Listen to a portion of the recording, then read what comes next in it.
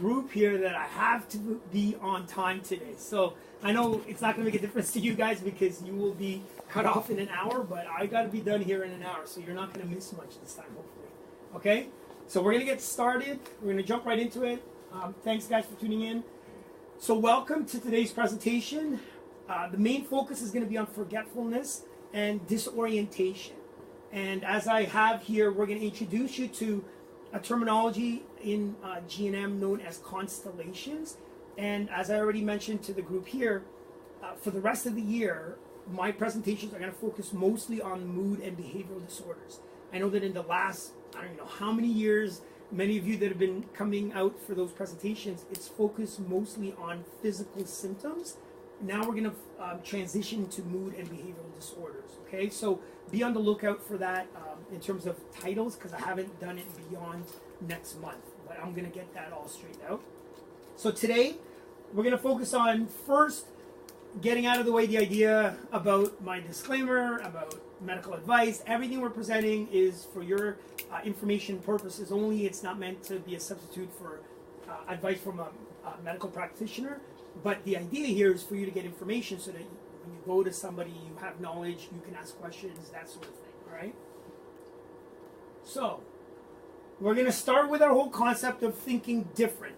How do you think different when it comes to ideas such as forgetfulness or disorientation, all right? So we're going to be very precise about that. And again, as many of you that are tuning in and those of you that are here are aware, it's always going to be on the foundation of the knowledge of G&M, Dr. Hammer's research on the 5 biological laws. That's going to be the lens of how we're going to approach certain mood and behavioral disorders, right? And tonight, specifically, forgetfulness and disorientation. So what does that really mean? So again, from the 5 biological laws perspective, we're going to understand that you cannot have any symptom at a physical level or at a behavioral level without the brain being involved and without your psyche subconsciously and subjectively experiencing an unexpected event. Okay, so this whole idea that it's always a biological unit working together, being affected together, healing together, psyche, brain, organ, that's what's going to separate a little bit about what this perspective is with G&M and the 5 biological laws when it comes to forgetfulness, when it comes to disorientation. Because that's a different way of thinking, right? No one is going to even associate forgetfulness with an organ.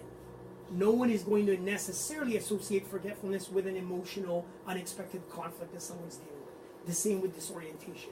But that's where I want you to start to think differently about that concept.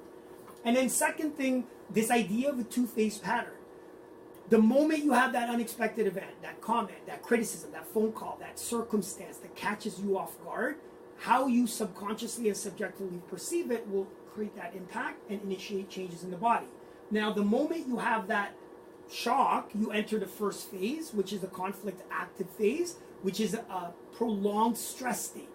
Okay, so remember that during the conflict active phase, you're already at the psyche preoccupied with that unexpected event, that comment, criticism, circumstance. There's already an impact in the brain that's measurable on a CT scan, and there's already changes initiated in the body during that conflict active phase. 80% of those changes, though, you're not going to feel. Okay, the only thing you're probably going to feel during the conflict active phase, preoccupation, you can't get it out of your mind, interrupted sleep, you're getting up at 1 in the morning, can't go back to bed, loss of appetite, you don't have time to eat, and you might have cold hands and cold feet. That's it. However, during that period, you have lots of energy, which is why it's easy to overlook that state.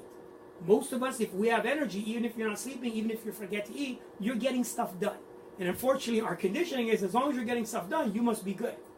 But that's where I want you to start to think different, that's the first phase. All right?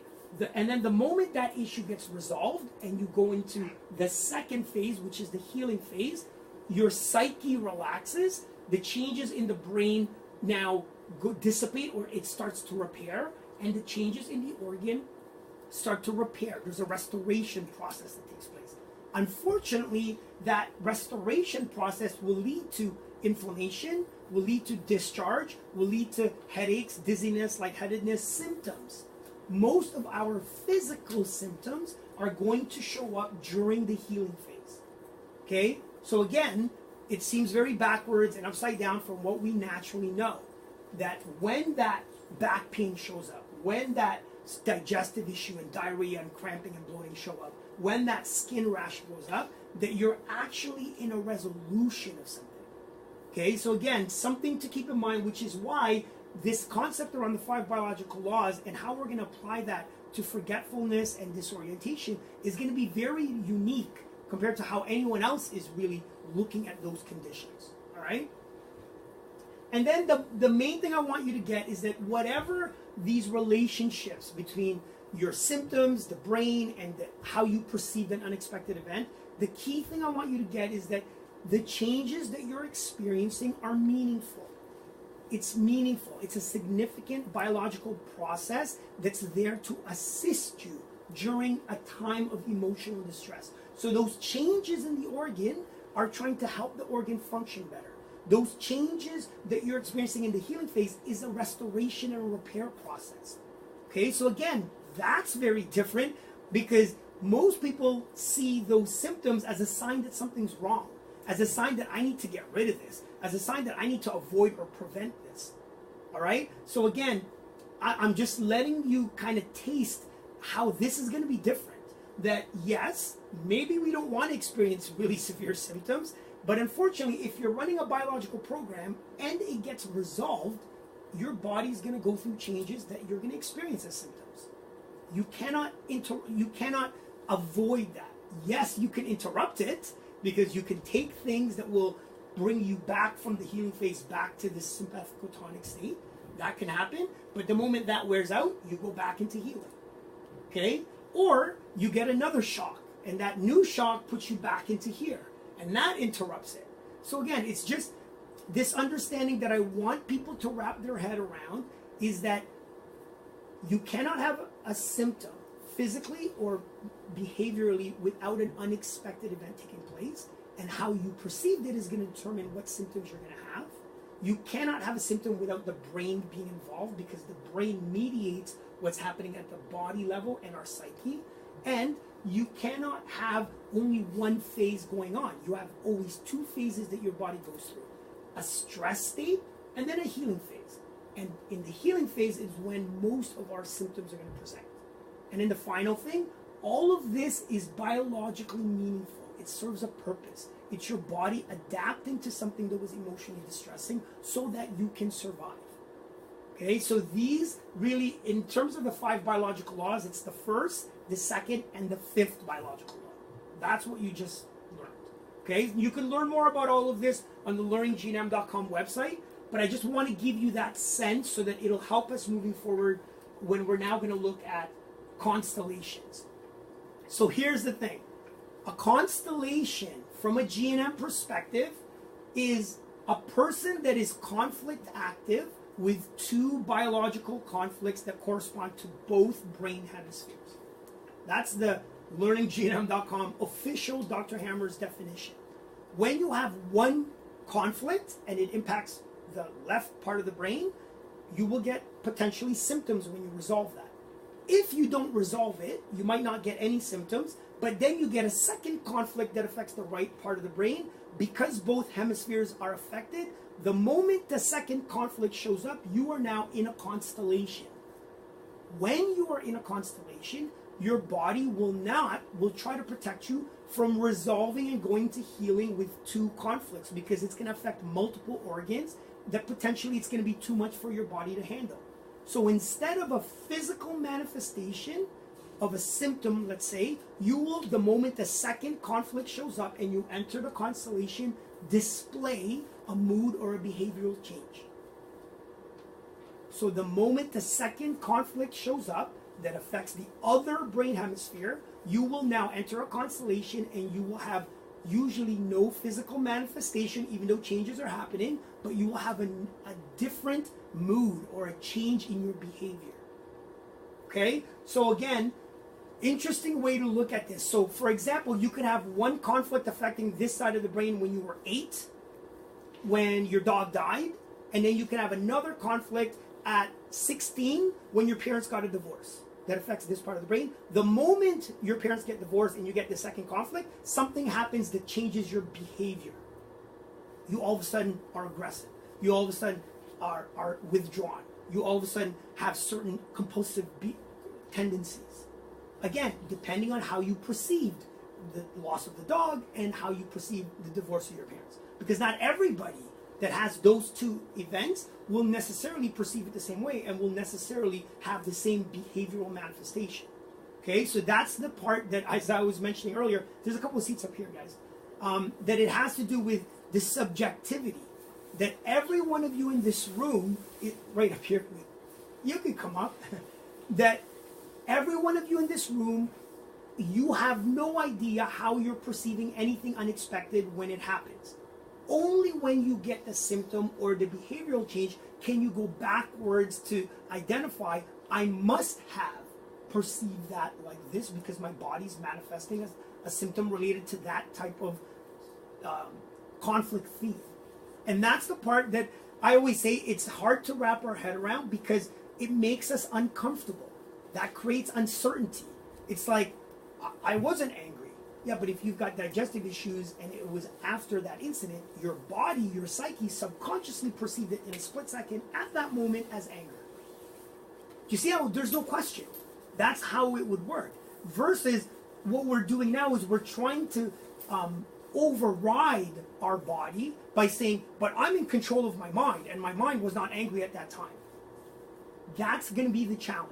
Because if you're still in that position where you believe that the moment you got that shocking phone call, you knew exactly in a split second how you subconsciously perceived it, that's going to be a challenge in helping you overcome your symptom. Because that's going to create resistance.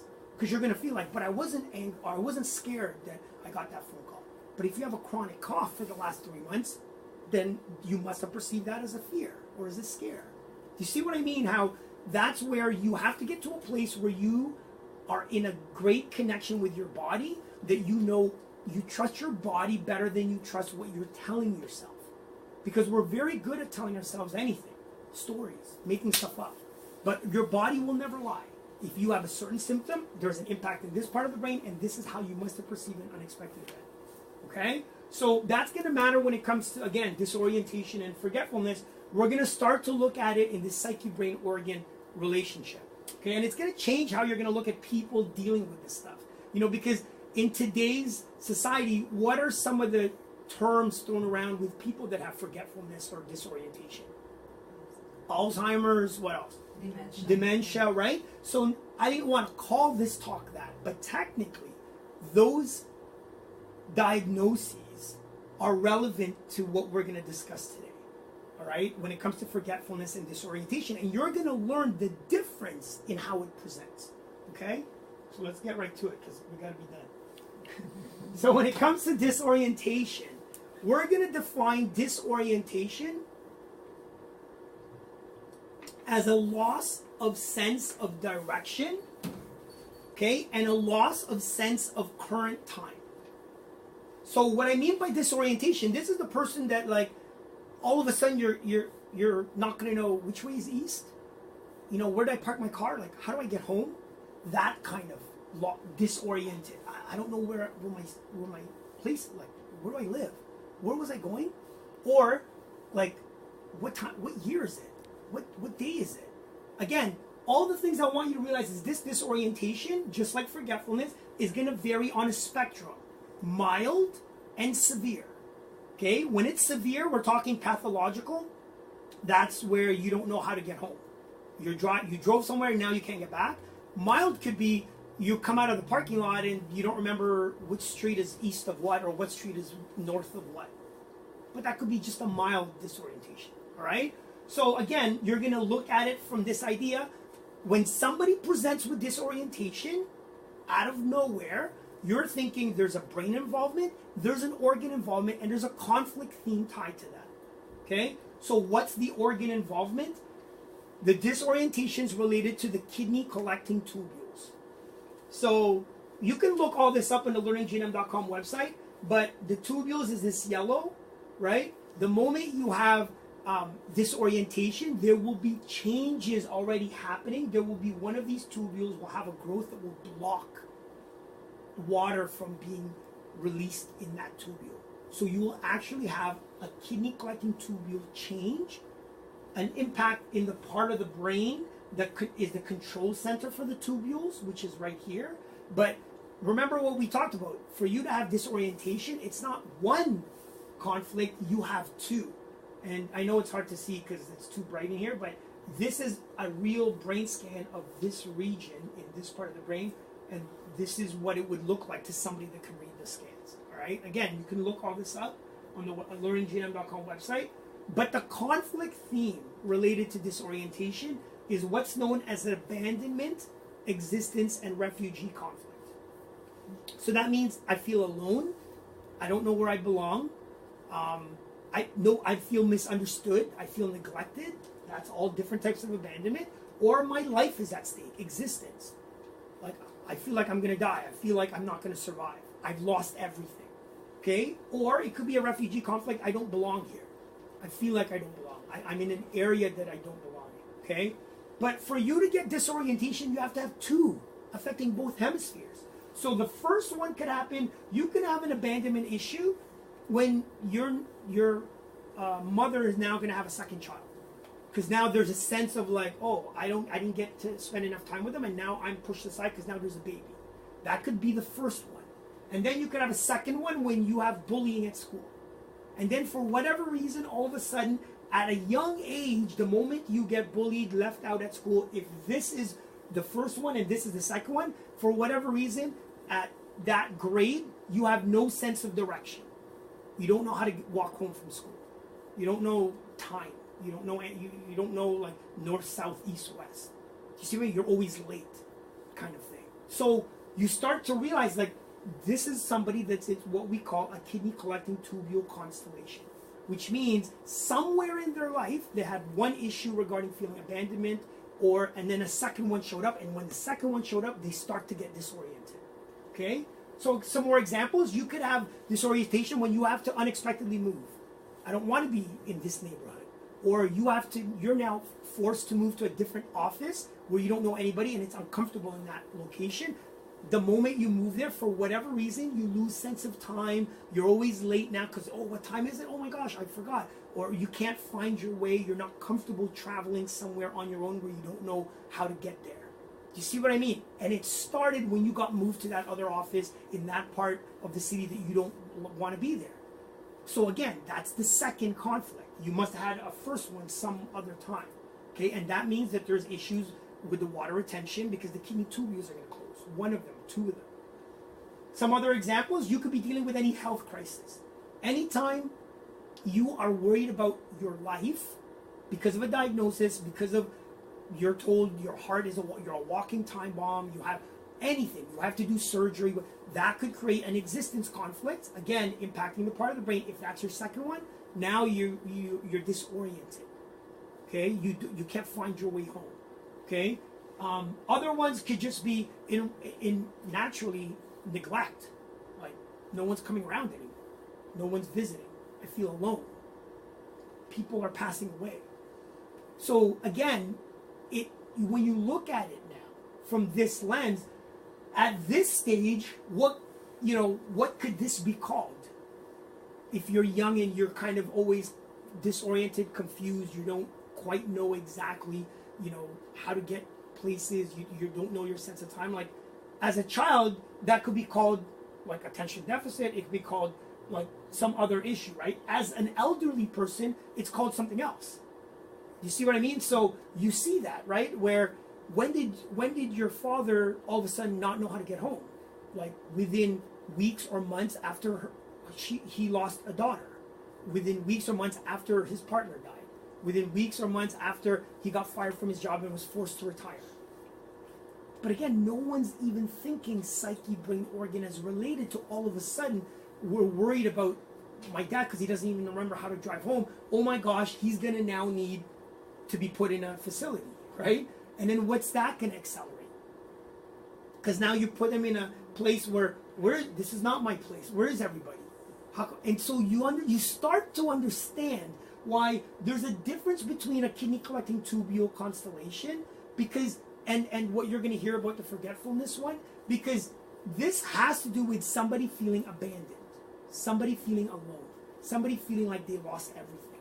And it's very similar to this fish out of water feeling, right? So from now on, when somebody tells you, yeah, you know, there are early signs of dementia, early signs of Alzheimer's, you need to know, how is it presenting? Are they confused about the date? Are they confused about direction? They don't know where they're going. They're wandering in circles. They don't know how to get home. Because the idea with this, the reason that's happening is, biologically, the kidney tubules protect a fish that's thrown onto the shore from drying up. So the tubules have to close, they have to retain water, meaning they're not going to expel a lot of water, and the fish has to do that till the next wave comes and brings it back home. So it's a very similar biological process that we go through when we feel abandoned, when we feel like a fish out of water, when we feel like we don't belong, when we feel like our existence is at stake. One of the tubules will hold on to water. You're going to retain water, which means you're not going to pee a lot during those moments, and you might swell, and you're going to be disoriented, potentially. And then that's why somebody that has this, and you hear about people wandering, they wander in a circle. Because the biological thing is, if I go in a circle, the chances of me being found are going to be high. So do you see? Because I got separated from my mother. So I need to, biologically, you're not purposely walking in a circle. But this is why somebody generally, if there's no transportation around and you have somebody that's dealing with this, when they wander out of the house, they're usually within a block of the neighborhood. The challenge is when there's transportation and then you get on the bus, and then where the bus drops you off now, it's going to be difficult. But again, important to understand what's happening here. Okay? And this is the same thing where somebody all of a sudden starts thinking, you know, it's back in the 1970s. You have a parent that always goes back to that era. And that's because when you feel abandoned, when you feel alone, when you feel like your life is at stake, you go back to a time that feels safe. So think about that. How do we, right, not knowing this, respond when somebody says, you know, how's school today? And meanwhile, you're like 48 with kids. Like, how was your school? How was high school? You know, and where's dad? Is dad going to work? And your dad's been dead for 5 years or 10 years. How do we normally respond to that, right? Usually it's like, listen, mom, dad's been dead. It's not 1975. It's 2009. That's what we do. And what do you think that would do to somebody that looks at that era as a source of safety? You create more stress, which then highlights their abandonment, feeling like, what are you talking about? And it creates confusion. And again, then what does that do? That accelerates the disorientation, because now I can't leave them alone. And in the end, where do they end up? Where now you're there, and it's, yeah, or in the 60s. But where they end up is all of a sudden the sense of being out of my element, being a fish out of water, gets magnified. It's like, it makes so much sense when you hear it this way, but yet our society is not set up to understand it in this way. You see, and that's why the group of you that are here, you're going to look at it for yourself. You're going to look at it for the people you care about, and those of you tuning in, and hopefully you're going to start to realize, like, when did this start? What could have happened around that time that made them feel abandoned? You see? Because, again, abandonment, existence, refugee conflict. What could it be? See? And so, again, just to show you other examples, hoarding, right, is another sign of this constellation. When somebody all of a sudden just hoards a lot of stuff, the stuff they're hoarding is providing a sense of safety. It's providing, like, I need this around me because I feel so alone, abandoned, that when it's around me, I actually feel safe. Similar to when people think it's the 1970s or the 1960s, that was a safe time for me. So instead, what I recommend is you go to where they are. Because if you tell them, like, yeah, dad's at work, and yeah, school was good today, like, what do you want to make for lunch? Like, to them, everything is okay then. You see, and it's funny because it's almost like the reason we don't want to do that is we feel like it's a sign that we're giving in to them being in bad mental shape. Rather than looking at the fact that for them to be there, they're already in a disoriented, stressed state. Why are we magnifying the stress for them? Why not acknowledge and accept where they think it is or what time of year it is so that they feel relaxed? And maybe that buys you more time regarding being able to care for them. Okay, and I know, listen, this is not so easy, because if you're learning this and then you're thinking about your loved one and how you're going to help them, that's how you're going to have to help them, because you're not going to be able to get them to understand this and look at their conflict necessarily. If they're far gone on that spectrum where they're severe in the disorientation, they're not even going to process what this is about. But for you, hopefully, for you guys tuning in, for yourself, you might recognize when you start to feel this way. And maybe you can recognize it early enough that you can address some of the things related to this. Okay? So again, do you see how you have to start to think differently when somebody says disorientation, when somebody is hoarding, when somebody is only safe going in local areas, they don't want to move far, they don't want to travel anywhere. But this person in this constellation will never backpack through Europe. Never. Because you couldn't. Like, that's crazy. I'm by myself in another country where no way would somebody like this do that. In this constellation, they're the ones that always go to the same restaurant, park in the same spot, sit in the same area, like, because it's safety. Okay, and it's a compulsion. It's a compulsion. If somebody has that seat, sometimes it's like we have to leave because I have to wait until I can get my seat. To that level. So again, hopefully you understanding this is going to help you to kind of recognize what's going on and relate to it with a little bit more patience and understanding, right? So think different about disorientation. So now we're going to get to forgetfulness. And when it comes to forgetfulness, we're going to really look at it as short-term memory loss. Okay, not somebody that's not knowing what time of year. It's like, did I lock the door? I came up here for something. What did I come up here for? Like that kind of thing. And again, it could be very mild on the spectrum or very severe. Okay? But forgetfulness has short-term memory loss. And again, this can happen at any age. Okay? You can have a kid that all of a sudden is struggling, like the teacher just explained it, now they're going to do it, and then they just forgot what the teacher said to do. Do you see how that happens quite often? And then they got to put their hand up, they got to ask, the teacher will explain it, and then they can't remember. So short-term memory loss. It could happen as we get older. Not turning off the stove, turning on the kettle and not going to take it up. Like immediate stuff. Meanwhile, you could ask them about what you were doing, in the summer of 2002 or 1985, and they'll remember that. You see what I mean? Short term is what we're talking about here. And again, I want you to always relate psyche, brain, organ to this. Yeah. Sorry, concussion. Yeah. No. So when it's a physical, just like anything from a genome perspective, so that's a good point, right? You're asking, what about concussions?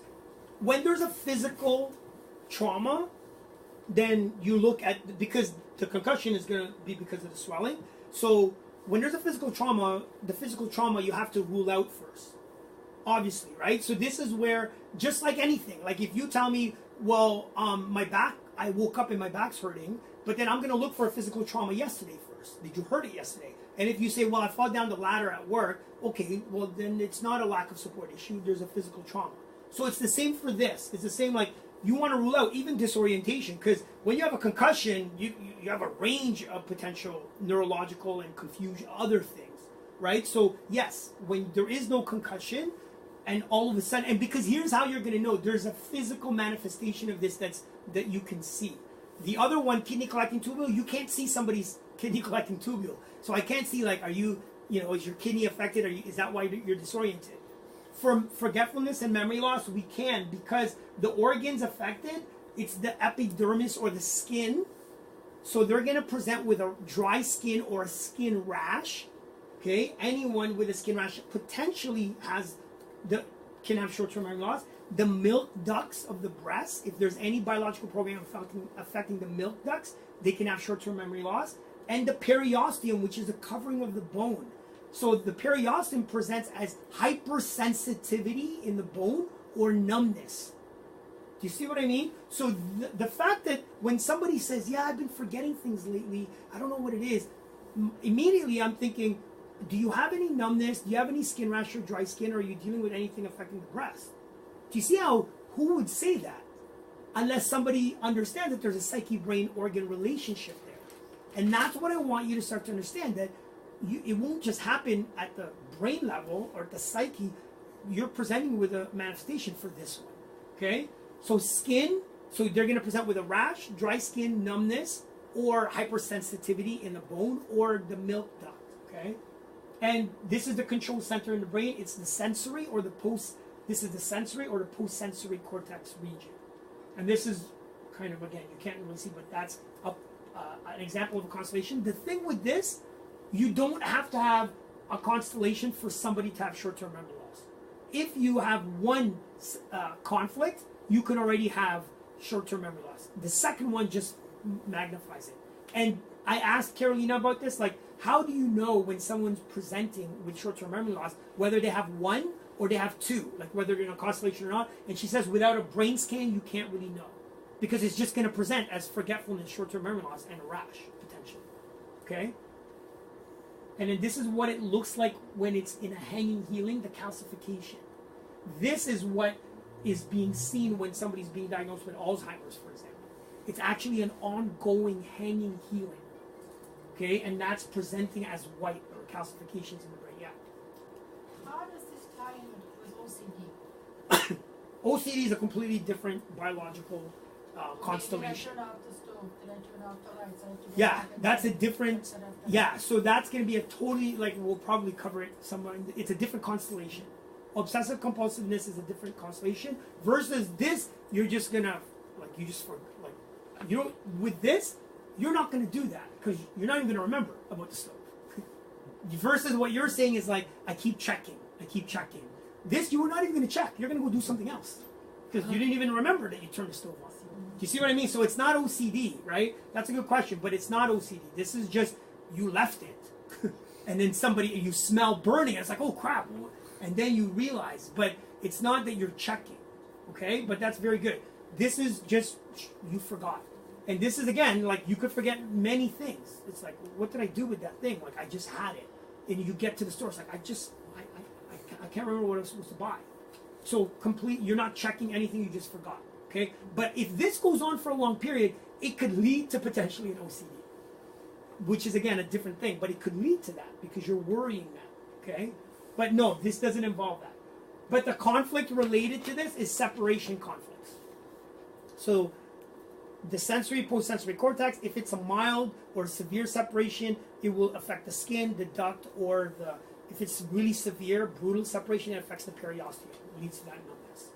Okay? So this could, again, anything, right? Parents fighting, afraid of the parents getting a divorce, your dog dying could lead to this, losing a loved one. It could be, again, someone passing away, losing a loved one. It could be separation in the sense of get off of me. I want to separate from you. So it doesn't have to be necessarily like someone's been torn from me. It's like I'm afraid to lose somebody. Or I want to get away from you. Get away from me. Because that will also affect the skin, but in a different area. Okay? It could also get away from me. It could also be fear of separation. Like someone's sick. My child is sick. My mother is sick. I'm afraid I'm going to lose them. So the fear of separation could also lead to this biological program. Then it starts presenting a short-term memory loss for you. Okay, so again, I want you just to step back and look at the difference between short-term memory loss and disorientation. Very different presentation.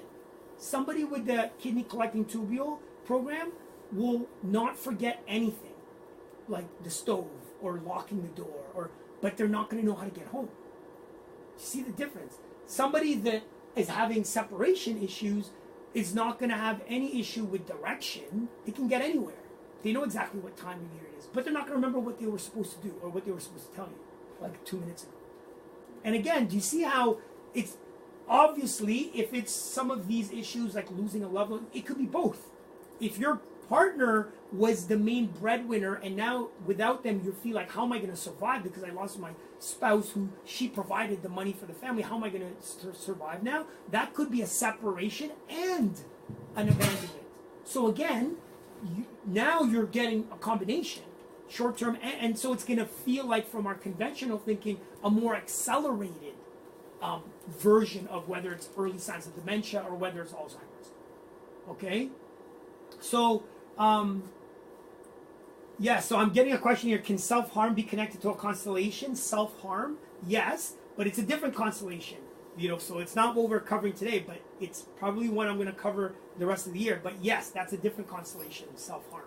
Okay, but going back to this, do you see how you have to now, at the very least, you're not going to take a diagnosis of dementia or Alzheimer's at face value? You see what I mean? Because which one? How is it presenting? Because it's very different for you now. Do they have a rash? Are they retaining water? Do they look bloated? Is there a numbness that they're experiencing? Okay, so I want you to see that, like, in a child, if that happens, that's potentially attention deficit.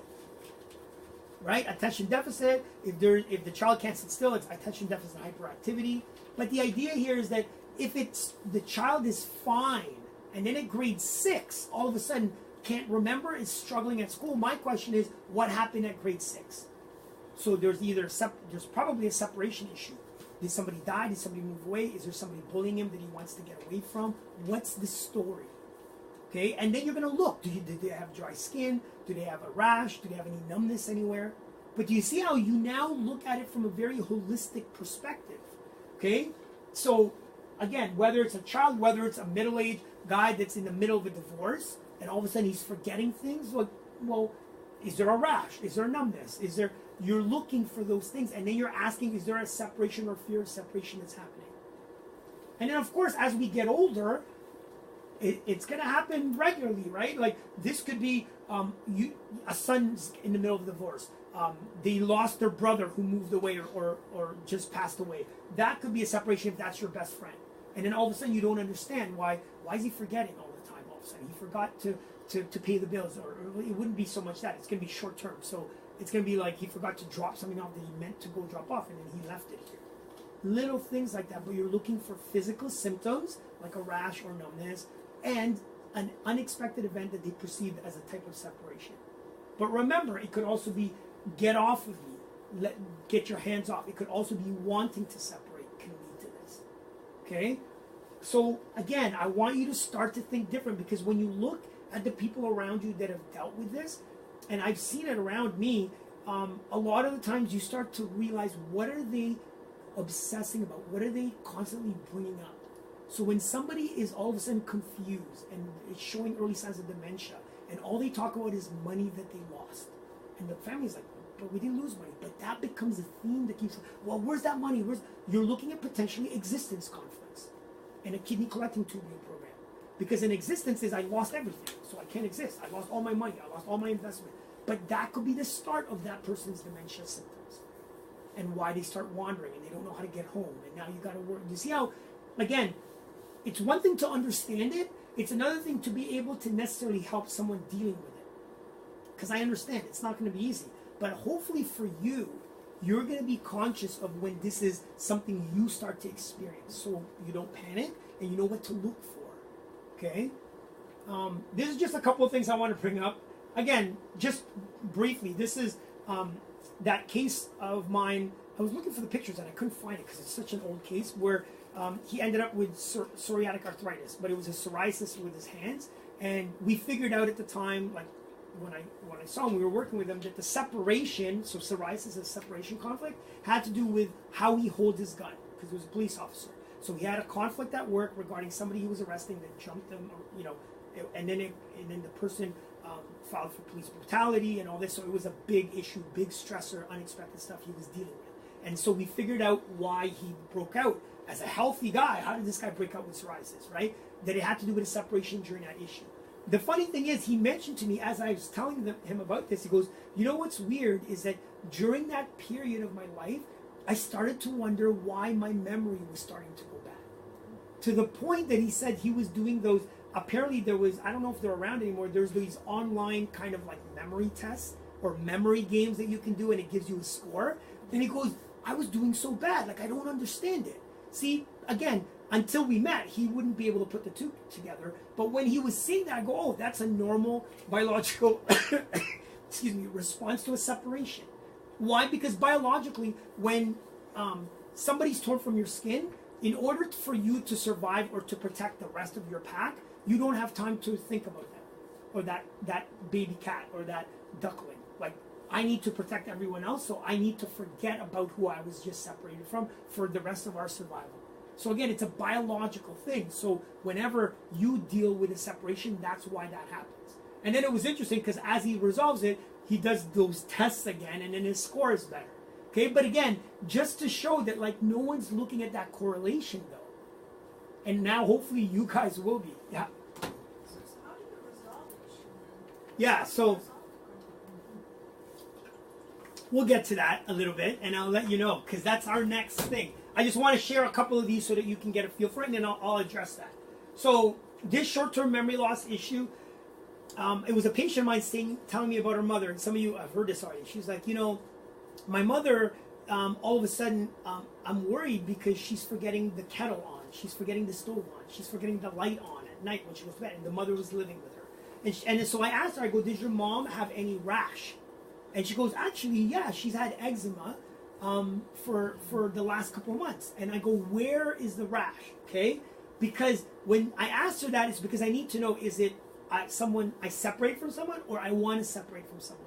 And you know what she said? The rash is on her elbows. So that tells me the elbows have to do, when it's here, get away from me. So do you see what I mean? Just in acknowledging that. So I said to her, in the last couple of months, who do you think it is she wants to get away from? And then she goes, me. And I go, why? Because she's been trying to get her own apartment in this assisted living center, and she was in line to get it. And then a couple of months ago, she got rejected, or it was full, and she couldn't get it. So that was the shock that led to her feeling like, now I just want to get away from here, and now I got to wait again. So it was interesting that she needed to know that, because think about it. Your mom wants to leave, and now she's leaving the stove on. She's not closing the light. She's not locking the door. What are the chances you're going to allow her to leave? But yet in this scenario, she needed to, because the mom's conflict is her. So the way to resolve it, the question is, she needs to get away from who she wants to separate from. So I told her, I go, listen, set up time for your mom to do activities where she's out of the house. Set up times for her to be away from you. So, and really look at how she can get her own place. And it was funny because, and I didn't see this patient again for a long time, or we didn't talk about this for a long time. It was like 8 months or 10 months later. I remembered. I was like, hey, whatever happened with your mom? She goes, oh my gosh, my mom is fine. She's got her own apartment. Now she's got a boyfriend now. And like, but you see what I mean? How without understanding where the rash is and what it means in relation to short-term memory loss, most people would be too nervous to let their mom live on her own. But it's that precise, guys. Like, that's crazy. Do you see what I mean? So again, important to understand that relationship, that if it's someone you want to separate from, you have to find a way to separate from that person. If it's somebody you miss, you have to have strategies to either replace the person that you miss or find a way to mentally change the perspective so that you're okay with them not being in your life. That becomes part of it. And again, that's not so easy. Even though I say that, it's not so easy to do. This is just a final thing, this disorientation. And it's funny. It's actually, for some reason, I just learned this about myself. That I have this, I must run this abandonment issue when it comes to parking lots at the hotels. I mean, not hotels, airport parking lots. For some reason. And it's only because it's happened to me a couple of times where I'm picking somebody up in the airport and I go back to my car and I can't find my car. And the thing with this, and again, because I've experienced it, the panic that comes, right? Like, if you've ever had that sense, like, I'm with somebody that's just landed and, like, a guest, and now I'm completely disoriented, like no clue whether to even go left and right. And then the panic sets in because now you're like, I swear it was coming out of here, and like, where's my car? And so I have to now, like, seriously calm down. And it's funny because the couple of times that it's happened, it's Carolina coming from Austria. So she's laughing. She just leaves me alone because she goes, okay, you'll figure it out. Just stay calm. Because I'm like, I can't believe it. Like, it's right here. I was, and the funny thing is, the next year, same thing happened again. So, and I didn't really pay attention to that because how often am I really picking someone up up at the airport where I have to park the car. Because when it's family, you just pick them up in the drive. Oh, I'm by this pillar. They come out and you drive away. But there has to be a thing for me about that, because now I notice that whenever I park somewhere where there's a lot of cars or it's multi layers, I get a little bit nervous, and I purposely park where there's a pillar where I can see a number or a letter. And then it's so funny when you observe it in yourself. As I walk to the elevator, I'm looking exactly when I come out. I gotta go here, I gotta make a left, and it's gonna be right there, and it's G. And I'll write it on my phone. But you see how I never knew about that? Like, where's that coming from? So you can have milder versions of it, but I'm telling you, I understand how somebody that all of a sudden you don't know how to get home, how that panic could set in, right? Because that's how you feel when you don't know where your car is. So something must have happened for me in my past where that's a trigger. Like either I was lost in an airport, either I was with somebody that couldn't find their car, or I got left behind somewhere in an airport. Like that's a trigger for me. And again, should I resolve it? Sure I can, but to me it's kind of interesting because it's kind of cool that you can just get because I have no problems with direction. I travel all the time by myself. Like I don't have it to that degree, but believe me, it's kind of interesting to observe in myself when it comes to parking lots how tense I get and how I have to know to make sure I can get back to my car.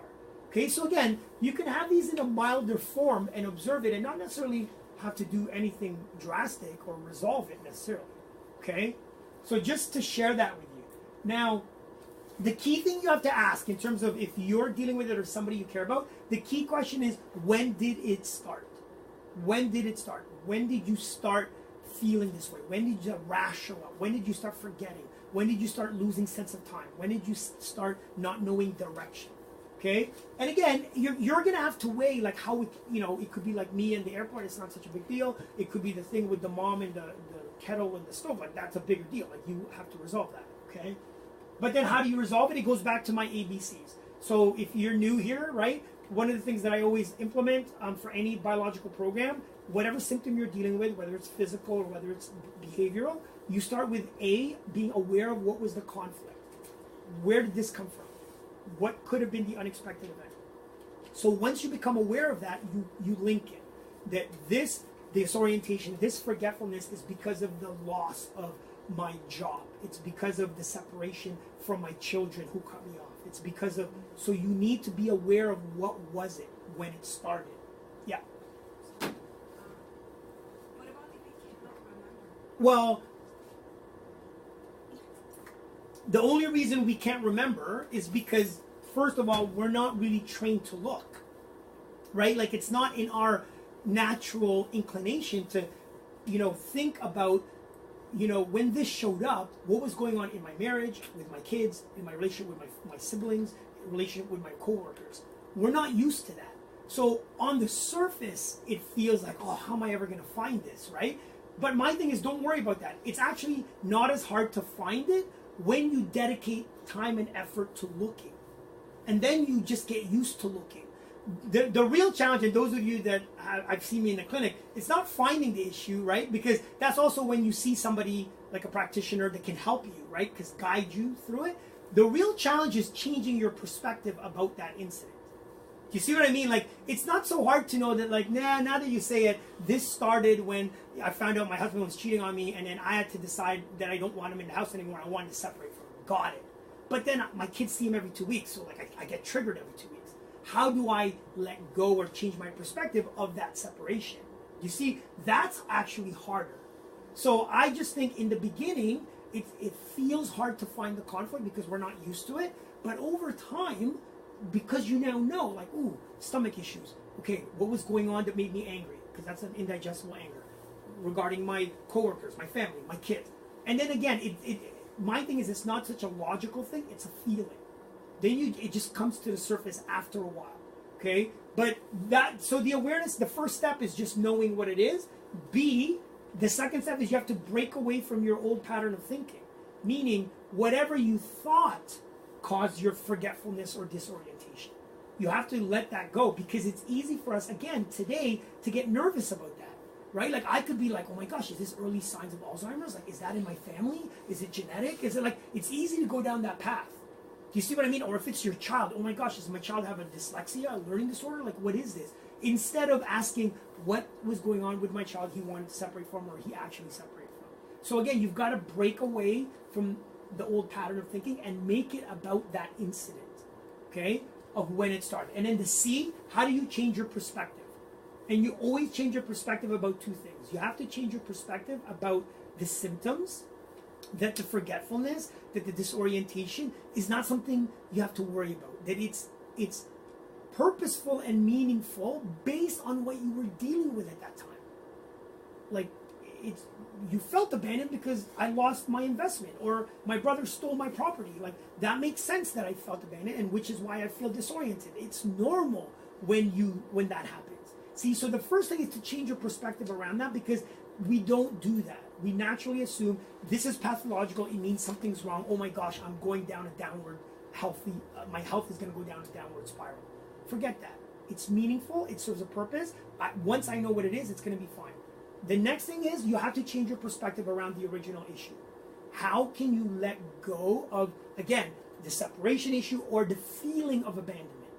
How can you tell yourself that I'm never going to be abandoned and alone because there's 7.6 billion people in the world. Like, no matter how many people reject me, no matter how many people take away my money, there's always going to be somebody that's going to be there to help me out.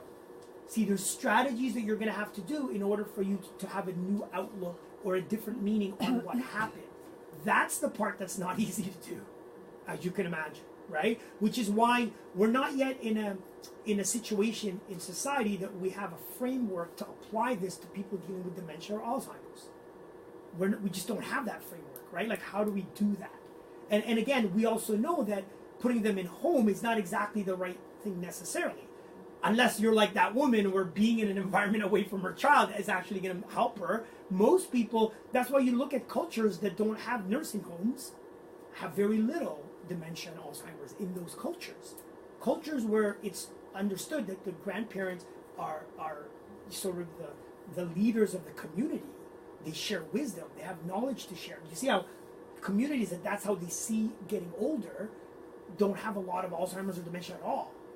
But the elderly are involved in the community. Do you see? There's a set, like, that's what's missing here. Where here it's like, we're just waiting for you to start to, oh, things are breaking down. I can see you're losing your hair. You're starting to forget. Okay, time to ship them out. Like, you see how that's a deep-rooted thing. Like, this is why just knowing this doesn't mean, oh, we can fix people with Alzheimer's and dementia now. It's a deep-rooted social construct that we've created in Western culture about how we view people as they age. Right? So that's, like, it's good for you to understand that, yet you also have to be realistic with where we are and how realistic this can be applicable. At the very least, this is what I hope that you understand is, actually, after this, I'll get to it. Sometimes you want to resolve it, sometimes you want to just downgrade it. You make it a big issue to a little issue. And sometimes what Carolina says, you make it a hyper constellation to a hypo constellation. Because remember, if you completely resolve it, they're going to get symptoms now. And if they're older, if they're vulnerable, they might not be able to handle the symptoms. So sometimes you don't have to fix it or resolve it, you just downgrade it. You make it a small abandonment issue. You make it a small separation issue. So again, that's not normal for us or natural for us to think this way. Because we're so trained on, like, what do you mean you're going to leave that feeling of abandonment? No, we have to resolve it. You have to forgive that person so that you don't feel that anymore. We have to get rid of it. No. It depends. Sometimes you just downgrade. Sometimes you just make it small, but it's still there. But then you have symptoms like myself in an airport parking lot. Like, it's not a big deal. Do you see how something to consider and keep in mind, right? You don't always have to resolve it, because then you have to be prepared for the symptoms to potentially get worse or to really be severe. And then what are the key things I want you to get? So how does this translate to, like, how do you actually apply this in day-to-day life? I really think it's going to create a level of empathy in people when they understand this. Number one, you're going to know that person, your mother, your in-laws, that's now confused, that now it's scary to be in the car with them because they don't know where they're going. You're going to now empathize that, wow, they're feeling abandoned right now. Wow, there's somebody that's been torn from their skin, like, that they're missing. Like, that's the reason this is happening. So it creates this level of empathy and understanding about why it's happening in the first place. And my thing is, when you understand it and you have that empathy, then it leads to humility. The fact that you, every one of us here, can think you're doing everything you can to prevent yourself from having Alzheimer's or dementia, it's really a lie. It's a fantasy. Because you don't know when you're going to have an abandonment existence conflict, do you? You don't know if it's your first or your second one. You don't know when you're going to have a separation or wanting to separate conflict at all. So to me, understanding that helps you empathize with people dealing with it, and it helps you feel humbled to the fact that, like, I could be dealing with it at any time. You can't, and this is the thing, right? Like, it's such a billion-dollar industry now of people selling you on things that if you do this, you will not have this, right? Like, there's brain foods and all these things that, like, your memory is going to be sharp, right? If they have separation issues, do you see what I mean? And so you have to now humble yourself to recognizing that it's unexpected, so I don't know how I'm going to perceive it at that time. Yeah. I'm a little confused on separation versus abandonment. Mm-hmm. There's a difference, right? So the difference, the way you think, and that's a good question, the way you want to look at, that's why they can happen together. Separation, think of it more as somebody torn from my skin, somebody I want to get away from, or somebody someone I physically have contact with. I miss that physical contact. I miss the embrace. I miss the holding hands. I miss the cuddling. Separation, or get away from me. Again, I want you off of my skin. Versus abandonment is more related to, if I'm alone, I'm gonna die. Okay? It's biological, like a fish out of water. Think that way. My existence is at stake. That's why people that have a lot of money, conflicts related to money, losing investments, losing a lot of their savings, that could be more abandonment issues. That wouldn't be separation. Because my entire life is at stake now. Like, that was my life savings to live off of in my retirement, and now it's gone. How am I going to, and then they could be running an abandonment program. Because it has to do with life or death. Versus separation is just torn from the skin. Okay, but that's a great question. So, humility. Okay, you start to recognize it can happen to anybody. But because you guys are in this room, and because you guys are tuned in and you watch this video and you know GM, when it starts to happen to you, you can at least not panic and do something about it. But other people that are not in this room, that have not tuned in, we don't know. Okay, you're going to just be supportive. And that's where the final thing is patience. You have a lot more patience when you understand what this is about. And I get it. I think I need more patience, right? But it's something that I think this is why constellations and Dr. Hammer's research on mood and behavioral disorders has the potential to revolutionize the world in terms of our relationships. Because when you start to understand this, that it's how they perceive an unexpected event, it wasn't anything they did or didn't do, you empathize with them, you have the humility to understand it can happen to you, and then that leads to you having more patience with people. All right? So that's how this fits into your day-to-day. Okay, guys? So, thanks. I kind of got it in there. Downgrading abandonment. So they're asking for examples of downgrading abandonment. It's just putting it in a bigger picture perspective that you're not really going to be alone and abandoned, and you're not really going to, your life is not at stake because you lost that money, because that person's not in your life. So you still miss them, you still are worried, but it's not, the reality is you're not truly alone, and your survival is not predicated on that person necessarily being there or not being there. Okay? So hope that helps, guys. I know we've got 30 seconds, and then we're going to wrap up the live stream, and hopefully if I don't mess it up, you guys can all tune into it online. And like I said, I want to thank you guys for tuning in, and man, we got it in on time. So if you have any questions, we have to take it really quick as I'm cleaning up here so we can get the heck out of here. But I'm just going to say goodbye to these guys in the next 15 seconds. So thanks everybody for tuning in, and hopefully you guys found it beneficial and valuable. And stay tuned on my next Instagram post about some upcoming community workshops. All right? Okay. So we had 22 people there. Hold on, let me save it.